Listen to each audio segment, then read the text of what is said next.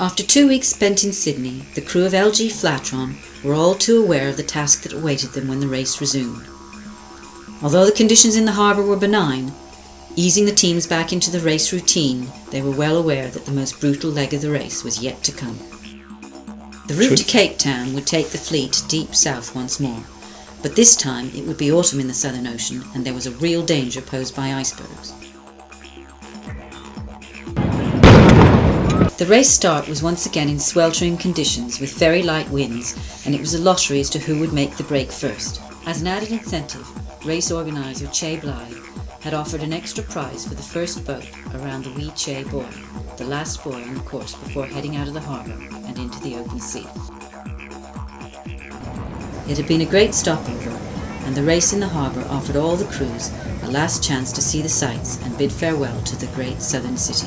However, it would not be long before the Bass Strait lived up to its reputation for unpredictable and violent weather, and the fleet were rocked by a storm that blew through overnight a few days out. Damage to Flatron was relatively minor, but some boats were less lucky, especially Charlie Smith on Veritas, who suffered multiple broken bones. But even amid the turmoil and pounding meted out by the sea, it wasn't long before Flatron began to make its mark on the leg, its crew keen to earn the title of Kings of the Southern Ocean by being the fastest boat between the two great southern capes. Once we got through the Bass Strait, the key thing was to stay well offshore of Tasmania, and we didn't close the coast closer than 40 miles. And you see our tracks come down here outside, and at the same time we're now here. Now we're no further towards Cape Town. In fact, we're at this stage, we're only 7 miles ahead.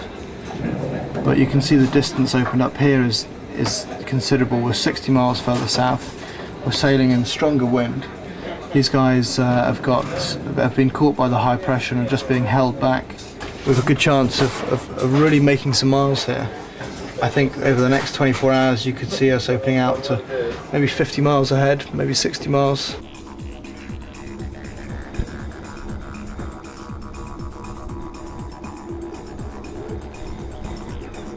The job now is to keep the pressure on, even through the worst of the weather, to ensure that the lead they had opened up wasn't allowed to erode.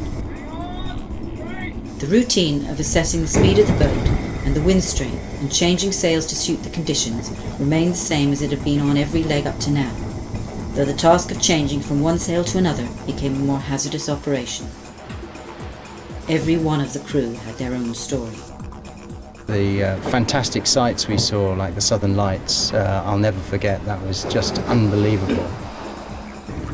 These wave crashes were quite severe, and I would just literally be picked up off my bunk and slammed into the wall. I was expecting to be scared. I wasn't scared. I was expecting to be cold. I wasn't cold. The miserable bit was the damp.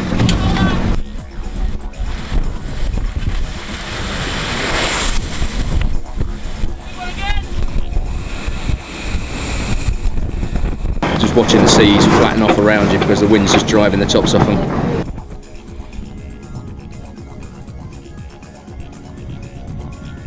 There were even times in these continually heavy conditions that the white monster, the heavyweight spinnaker, made a reappearance. But this time the wildness of the ride was something that had not so far been experienced.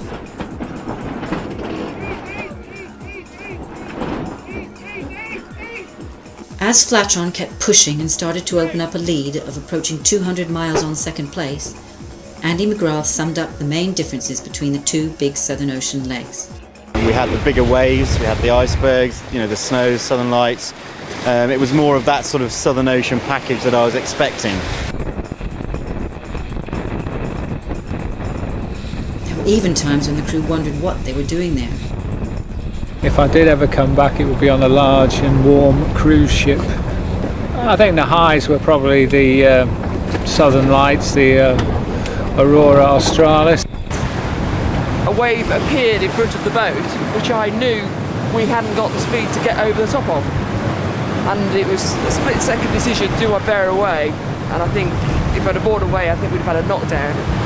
Or do I stick with it and go for the wave? And I stuck with it, and a wall of water came down the boat, taking everybody in the cockpit with it, and then finally landing at me, and I only stopped because the dome was there.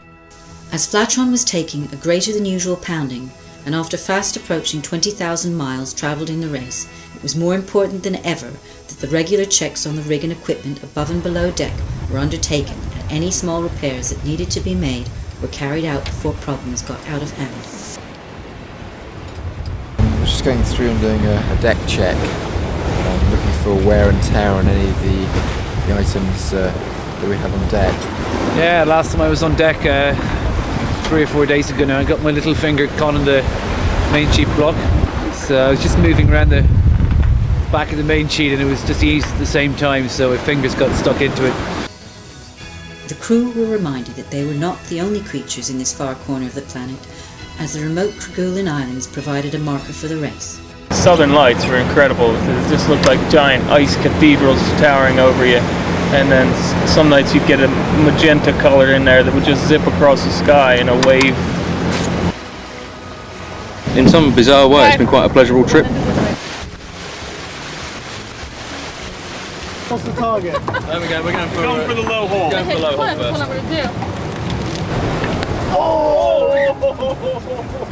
Oh, very close. That was on the metal. Oh! The butter. Different sort of open dome. Oh, he's gone! He's gone! My low point is hearing what happened on Veritas. That was definitely the thing. It just kind of took the heart out of me for a little bit. Just unbelievable how bad the injuries were to Charlie. I think going around this way once is probably enough, but I'd certainly like to go the proper way, yeah. After what seemed like a lifetime, the crew experienced a remarkable final day sailing as they approached Cape Town, including watching dolphins surf through the waves following the boat and the first sight of Table Mountain. Happily, the Cape of Storms didn't live up to its name, to the extent that Flatron even wallowed in the mountain's wind shadow in the early evening, before turning further out to sea and heading across the finish line in the inky darkness of a moonless African night.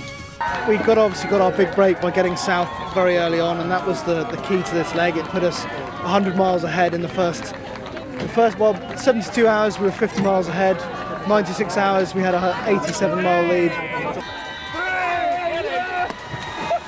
In the end, Flatron scored an emphatic first place, beating the rest of the fleet into Cape Town by more than a day. And although their place at the head of the race leaderboard was comfortable, it was by no means unassailable, as the newly crowned Kings of the Southern Ocean were shortly to find out on the way to La Rochelle.